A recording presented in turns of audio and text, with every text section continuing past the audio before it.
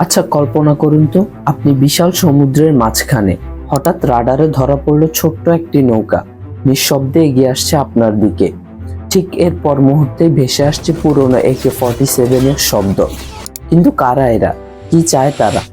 এক সময় আফ্রিকার উপকূল ঘেঁষা সমুদ্র পথ ছিল সারা বিশ্বের জন্য সবচেয়ে ভয়ঙ্কর স্থান। এখানে রাজত্ব করত একদল আধুনিক জলদস্যু। 1991 সাল সোমালিয়ার কেন্দ্রীয় সরকার সিয়াদ বারি পতনের পর দেশটি পড়ে যায় গৃহযুদ্ধের কবলে। সেই শূন্যতার মধ্যে জন্ম নেয় একটি নতুন হুমকি। বাইরে থেকে আসা ট্রলারগুলি সোমালিয়ার সমুদ্র সীমায় প্রবেশ করে, লুট করে নেয় কোটি কোটি টাকার সামুদ্রিক মাছ। ডাম্প করা হয় পারমাণবিক বর্জ্য, যার ফলে সোমালিয়ান উপকূলীয় বাসিন্দারা অসুস্থ হতে থাকে।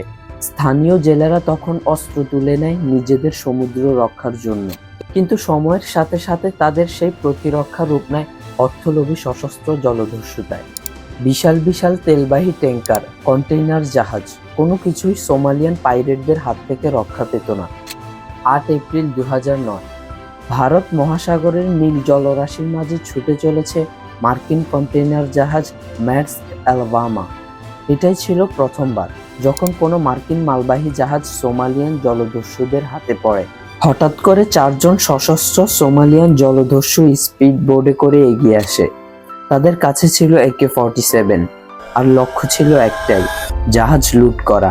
তারা দড়ি এবং মই ব্যবহার করে জাহাজে উঠে পড়ে।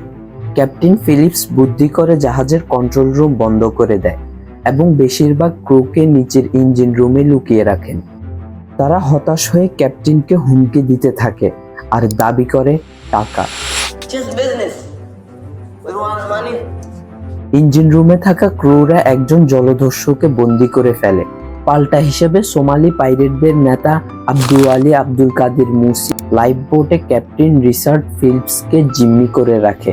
4 দিন ধরে চলতে থাকে নিখুঁত অভিযান। চারপাশে ঘিরে ফেলে মার্কিন যুদ্ধজাহাজ USS বেনব্রিজ। এরপর 12 এপ্রিল নেভি সিল টিম 6 এর স্নাইপাররা এক নিখুঁত অভিযানে 3 জলদস্যুকে গুলি করে হত্যা করে এবং ক্যাপ্টেন রিচার্ড ফিলিপসকে নিরাপদে উদ্ধার করে। এই বাস্তব সাহসিকতায় একদিন বড় পর্দায় উঠে আসে 2013 সালে মুক্তি পাওয়া টম হ্যাঙ্কস অভিনীত ক্যাপ্টেন ফিলিপস সিনেমায়।